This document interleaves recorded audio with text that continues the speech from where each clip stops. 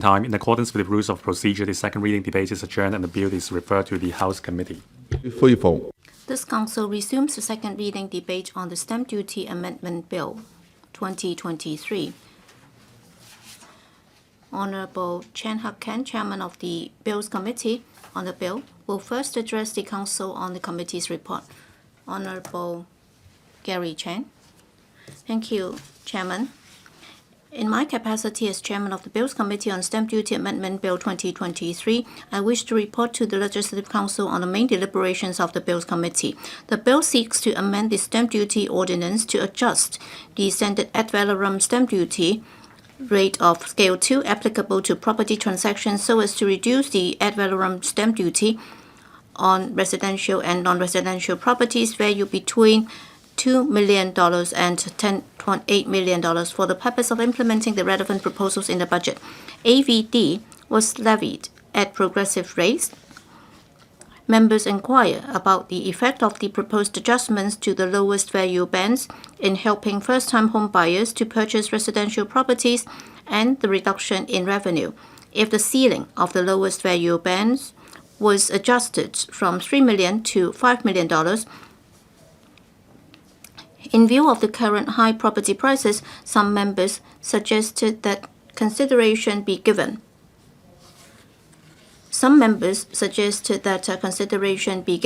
to extending the scope of stamp duty concessions to cover transactions with a consideration amount or value of over $20 million so that more home buyers could benefit from the stamp duty concessions. According to the administration, the proposed adjustments to the value bands will benefit first-time home buyers who wish to purchase residential properties with a consideration or value between $2 million and just under $10.8 million, mostly small and medium-sized flats.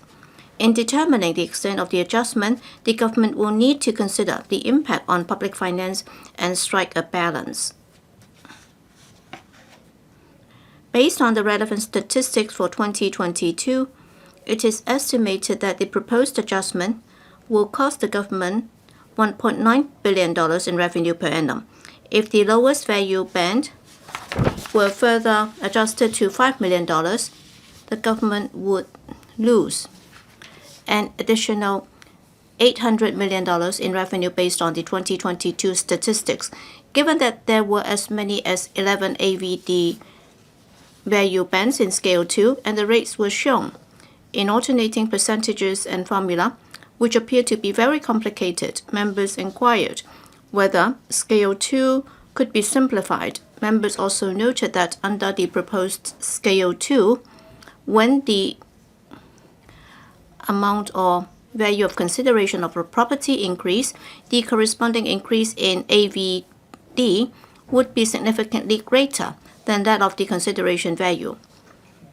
Some members were concerned that this would encourage property buyers to deliberately suppress their bids when negotiating prices, thereby putting owners who were eager to sell their flats for liquidity in a more disadvantageous position.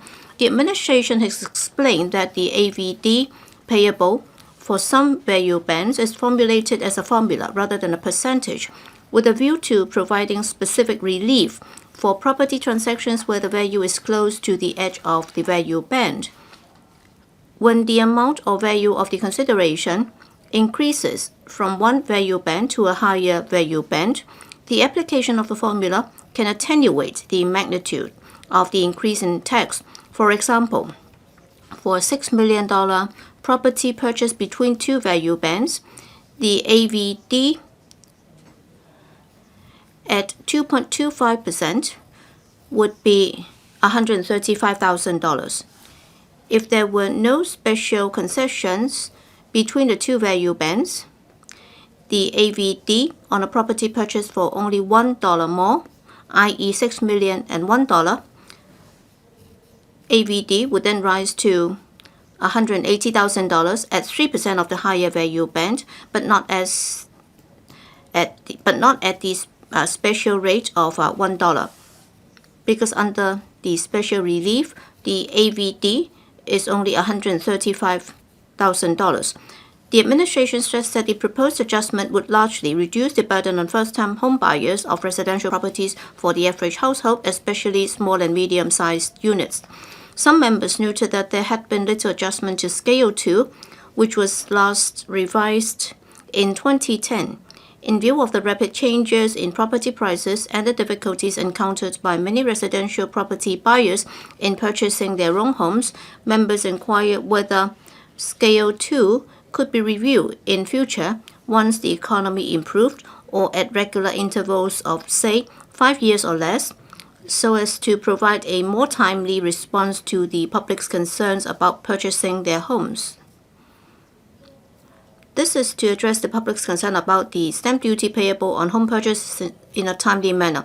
According to the administration, the government would take into account the fiscal position and economic outlook in preparing the budget each year and review the need and scope for making adjustments for any particular tax. It would not be appropriate for the government to require a review of individual taxes at regular intervals. President, the following is my personal view on the bill. President, in adjusting the value bands of the AVD this time, well, as said, we believe that is appropriate and it would also help the first-time home buyers, and it was last reviewed over 10 years ago, and property prices have also changed very substantially.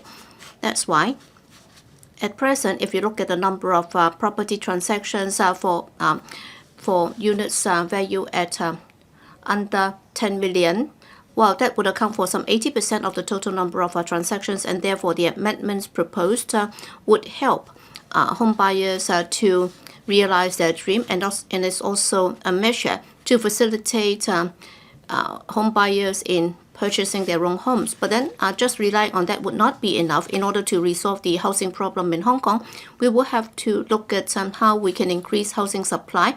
We would also have to come up with more measures by providing different types of housing so that there can be a more comprehensive ladder for people to climb up when it comes to buying their own homes, and then they would be able to stay in appropriate accommodation. Yes, many members of the public are having difficulty when it comes to home accommodation, but then with transitional housing, interim housing, and the administration has indeed come up with many measures to help them already.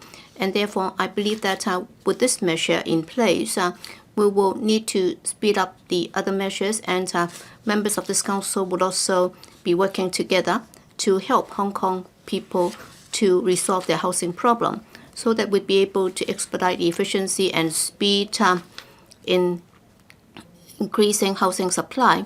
And of course, we do have hopes when it comes to this KPI. We have expectation and we have hope. We hope that the administration will catch up with time so that Hong Kong people will no longer be suffering. Mr. Louis Lung.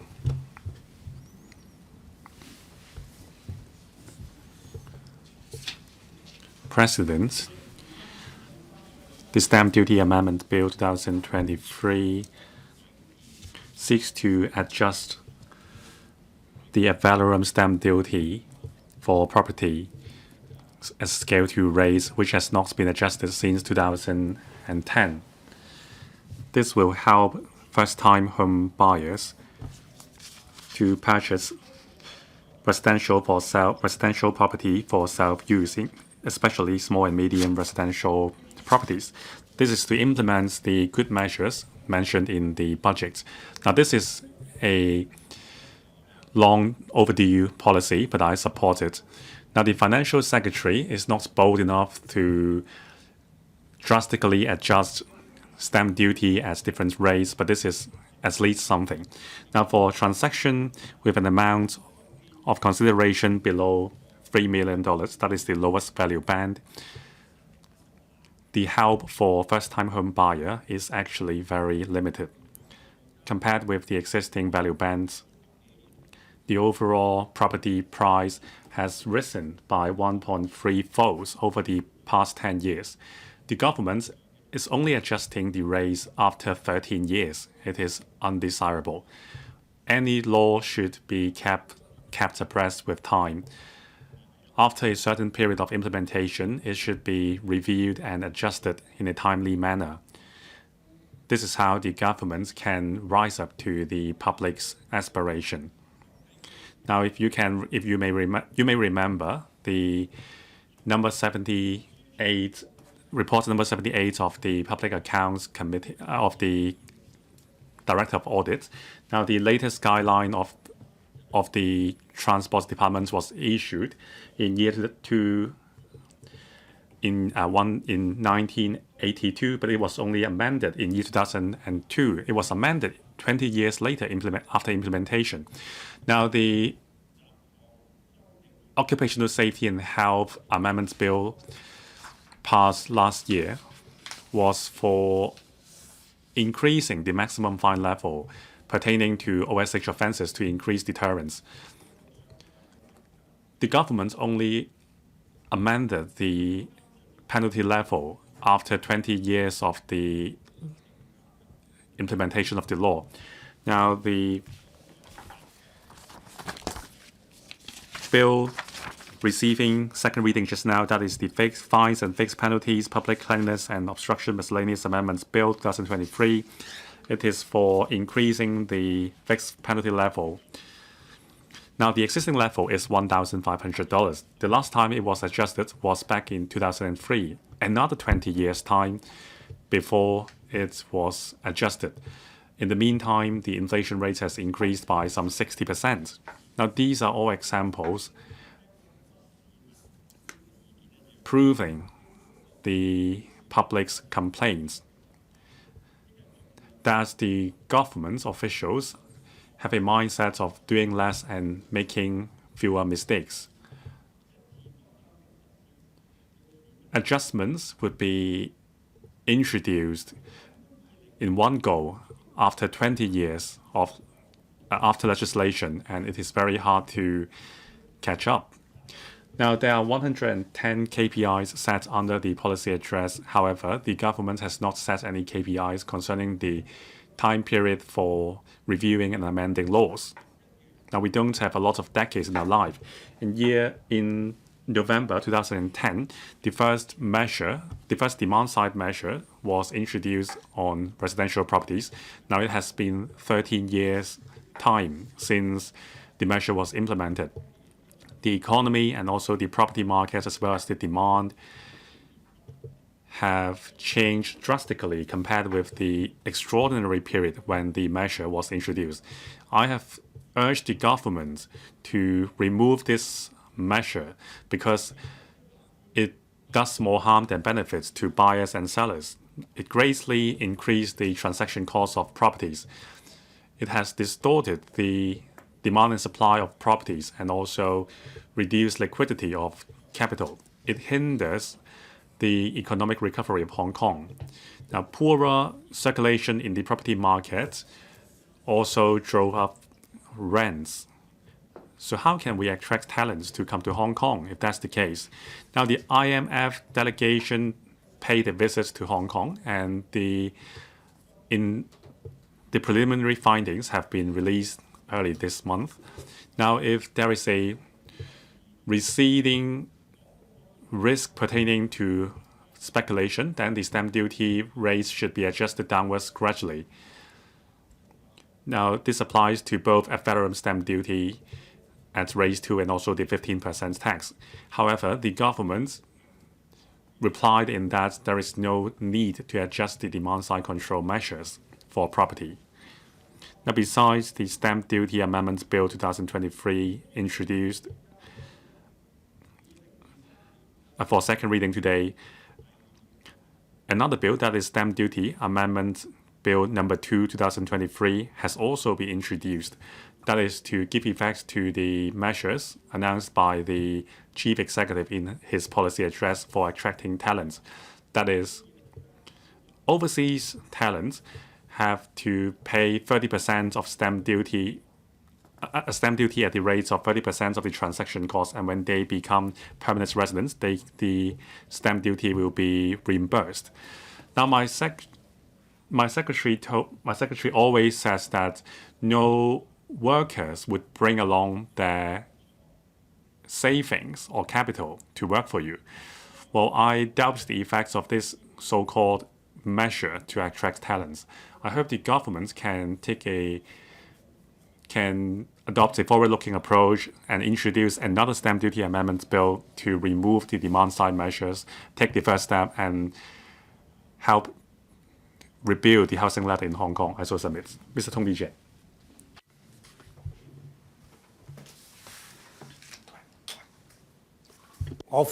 Thank you, President. I speak in support of the 2023 Stamp Duty Amendments Bill, the second reading and third reading.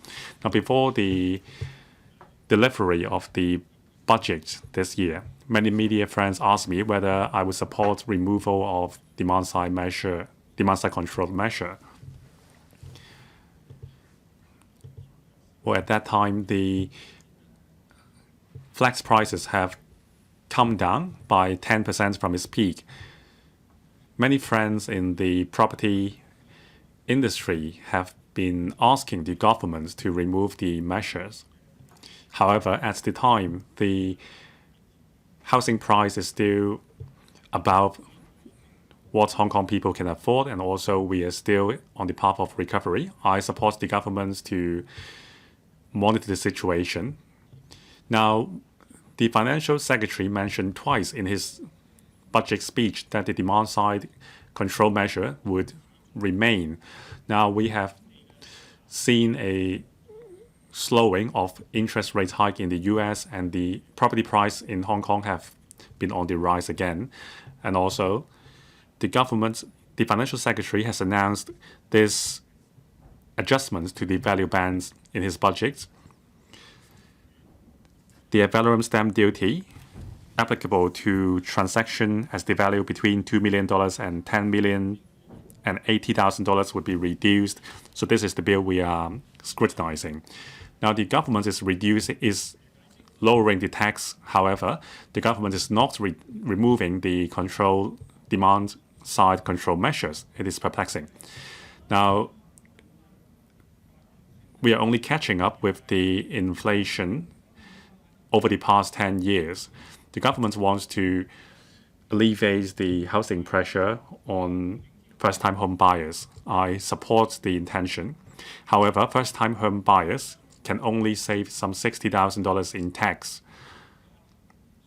after the amendments. Now, the major hurdle for young people and young families to buy a home is the down payment rather than stamp duty. So this measure has limited effects. Now, people cannot afford a down payment. That is because of the high property price.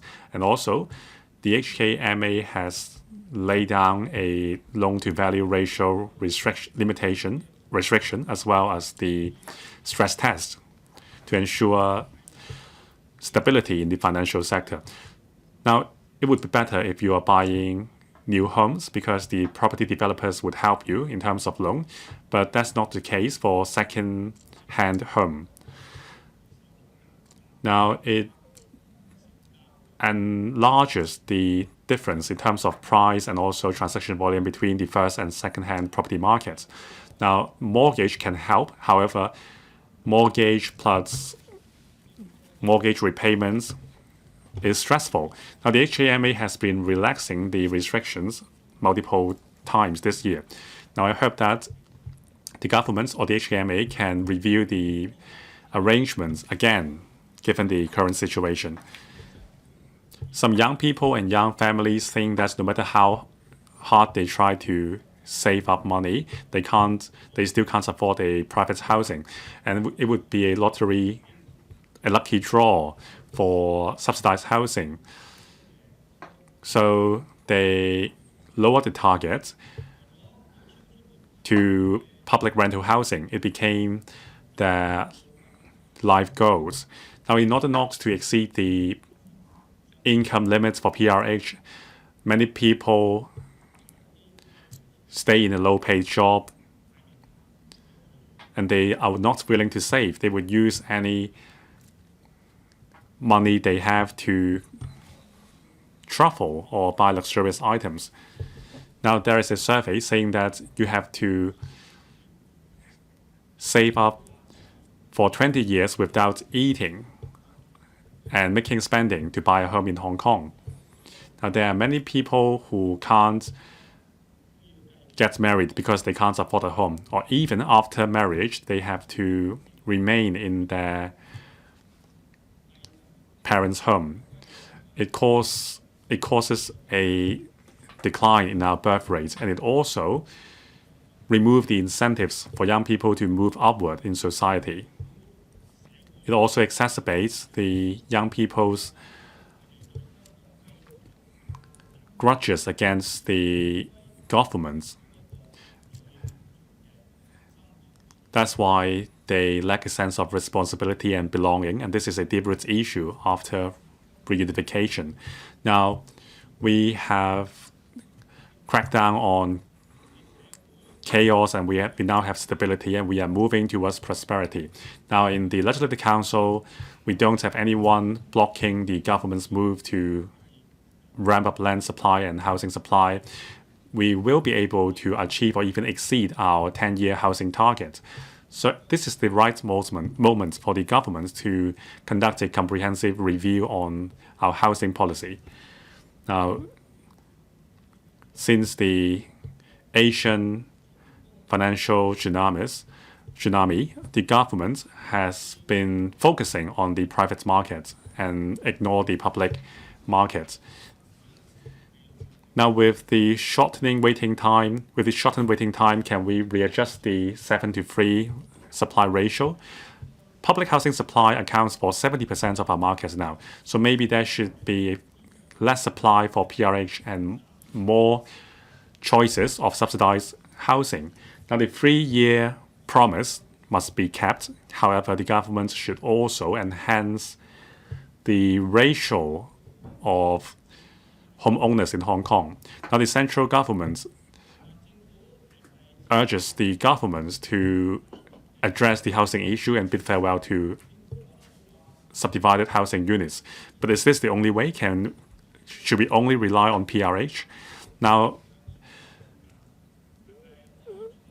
if there is the worry that by providing more private housing, we may reduce the supply in PRH, then maybe we can revitalize some facilities and enhance circulation in the market. And also, we should support home buyers in terms of securing a loan. Now, many years ago, the government launched the mortgage scheme for first-time home buyers. However, there was an intense speculation market. The measure exacerbated the situation. It added fuel to the fire, and it led to a lot of negative equity. But the situation now is totally different. The government should reconsider it.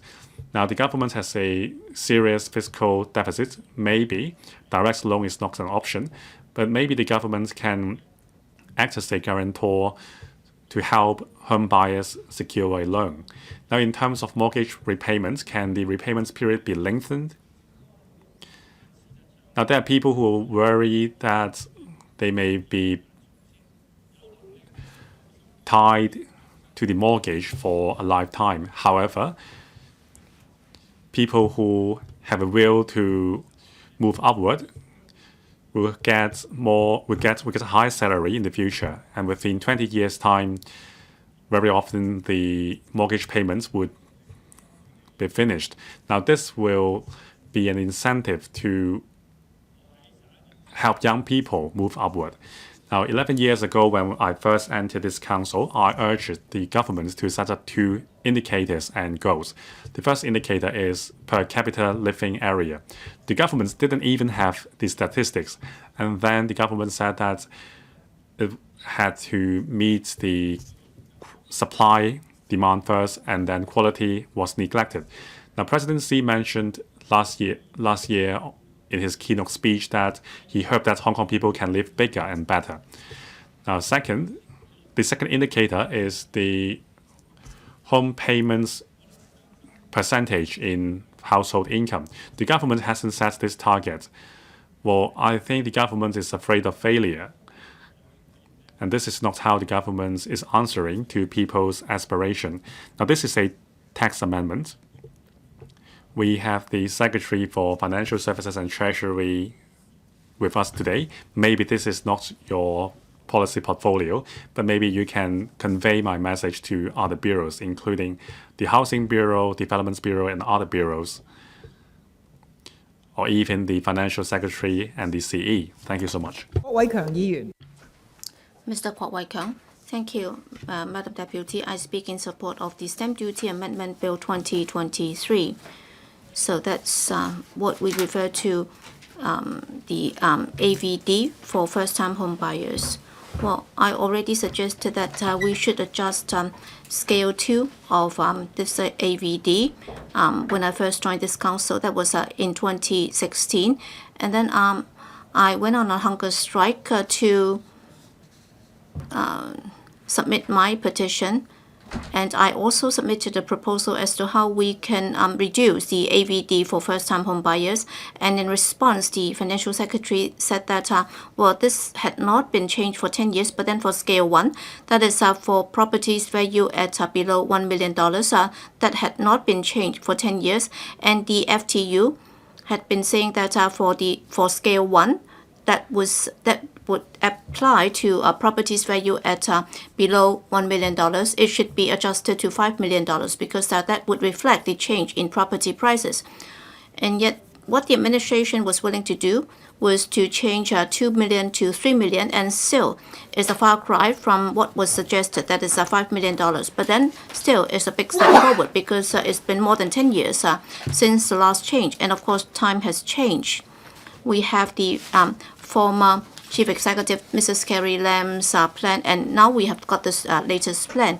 And for first-time home buyers, I think the fact that they have been able to take out a higher mortgage, their burden has been lowered. But then when it comes to this AVD, it would take up a very substantial portion of the first installment or down payment. Let's say if you're only able to save $50,000, that would already account for some 10-20% of the first down payment. Looking back, every year or every month for transactions for properties valued at below $2 million, we only have about 60-70 such transactions, and now the threshold is set at below $3 million. And looking at the statistics from January to April this year, for properties valued at below $3 million, we're only talking about some 200 cases. So that would account for some 3 to 4% of the total number of transactions every month. It's a very small percentage. And when the Bills Committee scrutinized this bill, I also inquire with the relevant department. That is, if the $3 million were to be adjusted to $5 million, then what would the revenue that the government would have to forego? So according to the administration, just $800 million. Setting aside the $1.9 billion, the administration will have to forego another $800 million. So that's not a very substantial amount, but then the administration claims that it is now in a deficit, and therefore it will have to be more prudent when it comes to public finances. But I think $800 million is nothing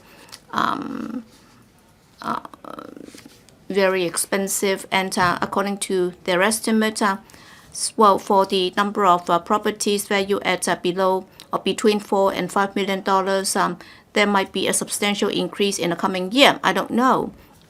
And of course, what we are most concerned about is, Madam Deputy, in the face of such a huge deficit, we have to open up more sources of revenue and make savings. So if you're not able to make a lot of savings, then where would the additional resources come from? So we will have to put our minds on this proposal to charge tax on vacant properties. Well, in 2022, if you look at private residential units, I think the vacancy rate has already gone up to some 4.3%. So the year-on-year increase is over 3%. So this is the 12-year high. And also you're talking about some 54,970 units that are now left vacant. If we were to revisit this idea, then it would not be difficult for us to get back the $800 million foregone. And of course, the FTU also suggested that we will have to have this capital gains tax. or properties gain tax, that is to crack down on property speculation. So 3 million, 5 million, there is a gap between the two amounts. Still, it is still a breakthrough. And also for the first-time home buyers, they will still be able to make a saving. When compared to the first down payment, it is still quite a substantial amount. And then that would also help with procuring some electrical appliances and so on. So I support the bill. Does any other member wish to speak? If none, I will now invite the Secretary to respond, and then the debate will come to a close. Secretary, first of all, I would like to thank Mr. Chan Hak-kan, Chairman of the Bills Committee, and Mr. Kwok Wai-keung, Deputy Chairman, and other members who have participated in the scrutiny of the Stamp Duty Amendment Bill 2023, and for their support of the resumption of second reading debate. The bill will implement the budget for 2023-2024 and will adjust the scale to volume stamp duties for property transactions completed from the 11 a.m. to the 22nd of February, so as to reduce the burden of first-time home buyers. After the adjustment, the value of the property between $2 million and $10.08 million would have their stamp duty amount reduced to the tune of up to $67,500. According to 2022 transaction data, there were 37,000 buyers would benefit, and the foregone revenue for the government would be $1.9 billion. During the deliberation of the Bills Committee, some members suggested that we should increase the upper limit of the lowest tax band, and also to expand the coverage of the reduction so as to allow people to save more. And there are also suggestions to increase the tax rates for the uppermost tax value bands. I have to stress that the purpose is to reduce the burden of first-time home buyers, especially those purchasing small and medium-sized units, so that if the consideration of the property is $10.08 million or lower, that they can pay up to $67,500 less. Having regard to the property market situation and affordability, we think that the proposals are appropriate. And if we are to reduce the lowest tax band, that is to say those paying $100 in stamp duty from $2 million to $3 million, or to increase it up to $5 million, then there will be a 40% increase in the fiscal impact. And according to the 2022 data, the revenue foregone will be $800 million. And this will also go up in the future with more transactions. Some members have suggested that we should also revise the tax rates, but we would review the fiscal situation and market conditions every year when we prepare the budget annually. We don't think it's appropriate to fix a timetable for review. I urge to appeal to members to support the bill. Thank you. I now put the question to you that the Stamp Duty Amendments Bill 2023 be read the second time. With those in favor, please raise their hands. Those against, please raise their hands. I think the question is agreed by a majority of the members present. I declare the motion passed. Stamp Duty Amendments Bill 2023. This Council now becomes Committee of the Whole Council to consider the Stamp Duty Amendments Bill 2023.